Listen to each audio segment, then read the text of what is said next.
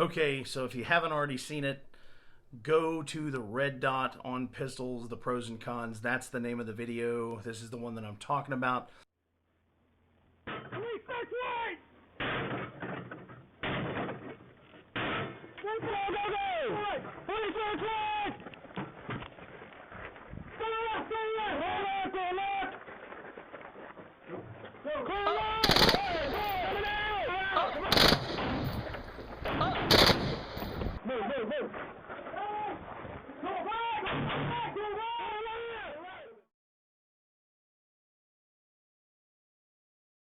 Hey everybody, as always I am Mike with Downrange with Mike, and I am here for my rant based upon the new video out by Colion Noirs called Red Dots on Pistols, the Pros and Cons.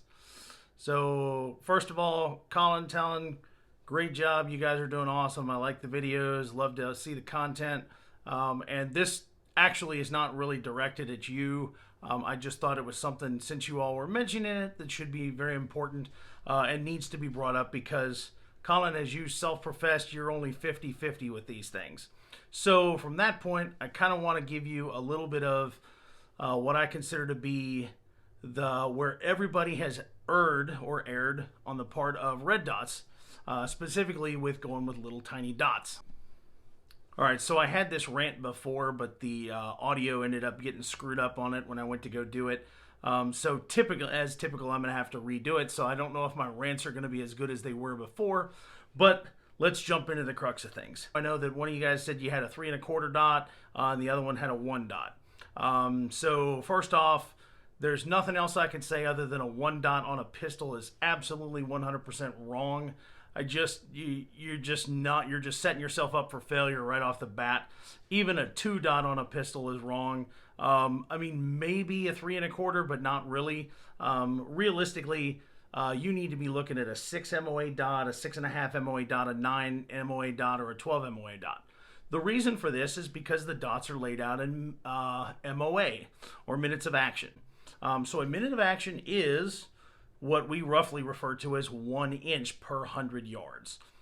So if you've got a 1 MOA dot, and even though it's not actually exactly 1 inch, it's 1.0497, I think, not to be specific, but that's an inch at 100 yards.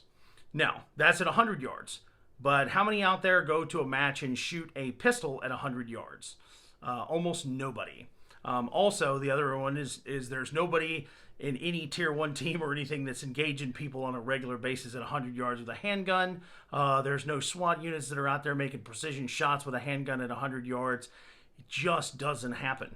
So with that said, why do you look at a 6, 6.5, 9, or a 12 MOA dot? Is because those are the ones that are going to be most specific to a handgun. For instance, a 6 MOA dot is at 100 yards is 6 inches wide, or 6 inches in diameter. However, that same 6 MOA dot at 50 yards is only going to be 3 inches in diameter. If you shoot at 25, which is where most everybody shoots, is 25 and in with a handgun, just to be specific. So now we're talking, now that 6-inch dot is now only an 1.5-inch dot, which is realistically where you need to be. The problem with your 1 MOA dot, Colin, is that you're down to 1/4 of an inch. And you said that one of the problems that comes in is that you get all kinds of sway and movement. You're right, because you're looking at a little bitty, teeny, tiny spot on a target. It's so small, it's absolutely minuscule. I'm surprised that you can even pick it up at any kind of distance. 6, 6.5s, 9s, even 12s are going to be what you're going to be looking at. So let's go with the 9 MOA dot. We're going to make math really difficult here for me. Let's go with the 9 MOA. So at 50 yards, the 9 is only going to be 4.5 inches wide. So that's at 50 yards. So it's going to be 2 1/4 inches wide at 25 yards. So 2 1/4 inches, that's actually better than most of the guns out there. If you look, most of the guns have a spread of 2 to 3 inches at 25 yards. That's just kind of a given. Even the best guns. So let's go and look at the best guns, the ones that I saw. Just doing a quick check. Les Bear's offering a deal. They guarantee that their guns are 3 inches at 50 yards. All right, so that's a 6 MOA dot. That's the best that that gun can do, is 3 inches at 50 yards. I mean, or that's what the best that they guarantee it. However, if you've got a dot that's 6 MOA at 100, or it's only 3 inches at 50 yards. So your sight aligns with the best performance that you can expect out of that gun. So conversely, if you take a 2 MOA dot, you can't ever even shoot to the capacity of that dot because your gun won't allow it. It's just simple. I mean, we're not getting into super, complicated analytics or anything like that. But if the gun is a general rule patterns, and all guns do, every gun has a pattern, regardless of whether it's the world's greatest 6.5 Creedmoor out there longer. They all have a pattern that they're going to stick to, just based upon the ammunition, the barrel life, tons of different other factors. You shouldn't ever be looking at a 1, a 2, or a 3, or a 3 1/4 for pistol applications. You're just never going to get the perceived quality out of them that you think that you're going to put into them.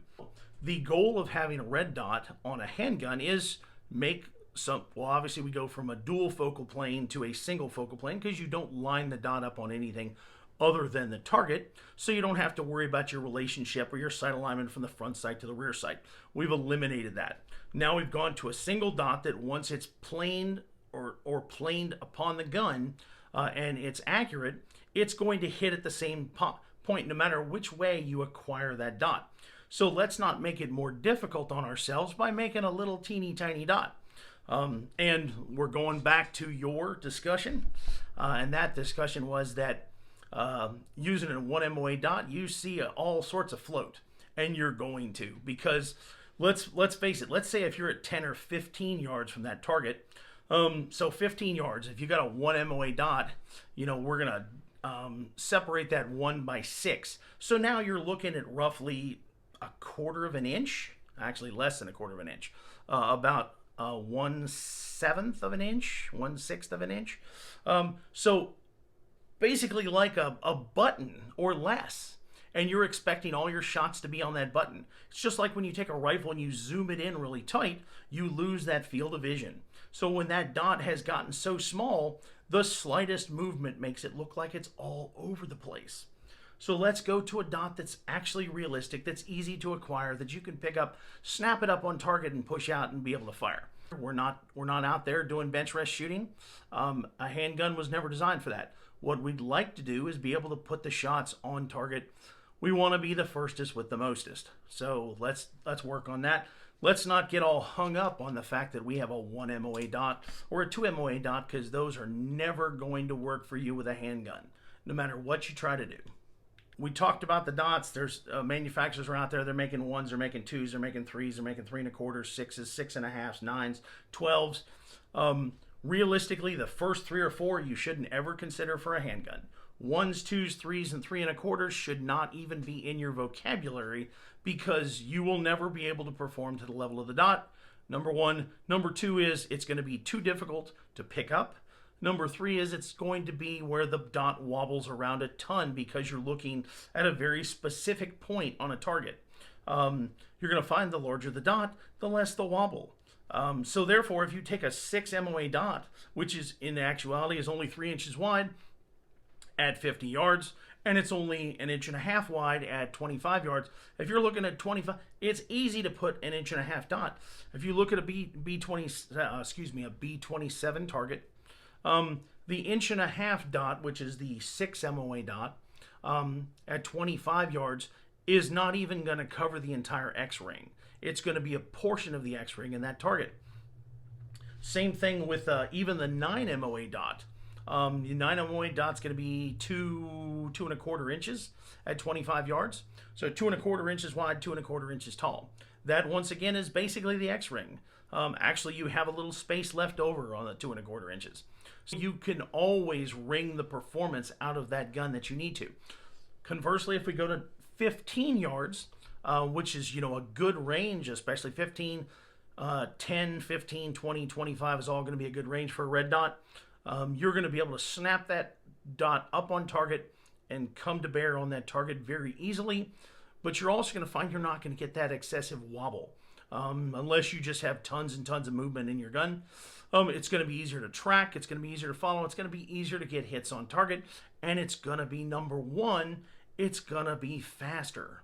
A lot faster. Now, if you're Jerry Michlik or guys that are shooting 1,000 yards with a 9mm pistol, then, hey, let all this go away because you don't need that. You're not in the same class as the rest of us mere mortals. Red dots, don't confuse these with holographic sights. A little different. You won't ever want to mount these on a pistol with a pick rail. Just as a general rule, you want to get these as low to the bore axis as you possibly can.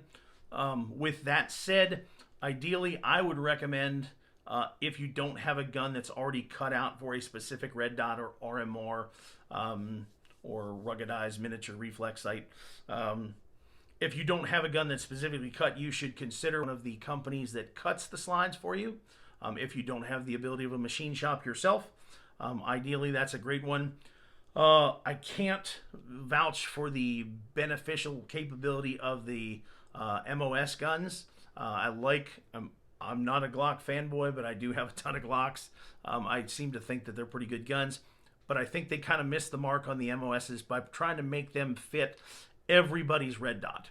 And by that I mean that plate and the plate adapter system creates basically what's considered to be a sloppy fitment guide. You get the fit to finish doesn't work out very well. The slides themselves tend to have really large openings so that you fit everybody's red dots. And I've had some dependability issues setting those up for our armory because they have problems with typically the mounting positions from both the mount of the plate to the slide and the mount of the sight to the plate. You've got a lot of points of failure there. It's not as rugged as it should be. It's just the old, let's make it universal so it fits everything, kind of fails in a lot of those attempts. So I'm not trashing on them, but I think you'd probably be better off looking at a slide that's dedicated to a specific model of RMR. So it's going to be cut specifically for that, or looking at getting your slide cut so that it does fit a specific RMR regardless of what that model may be. There's a lot of great RMRs out there, red dots, and once again, the biggest rule is, you can pretty much work them out, and there's guys out there that are machining all the different slides that do great work. Don't discount them. They're actually not too bad price-wise. What you get, a lot of the custom shops are doing it, no problem at all. You can just send them your slide. They'll get it back to you as quickly as they can. But that would be my recommendation when you're trying to mount one of these. It's a much more rugged mount. It's going to be, you've got one specific, so the only point of failure at that point is basically your sight. If you break it off or you smash it into rocks or something like that. But most of these are pretty ruggedized. That's why they're an RMR. Look at one that's tailor-made to the specific sight that you want, regardless of what manufacturer makes the sight. There's a lot of good ones out there. Don't get yourself pigeonholed into just one, but look at having a model-specific slide cut. That way you don't run into those issues that you have with the generalized overall where it fits everybody's stuff.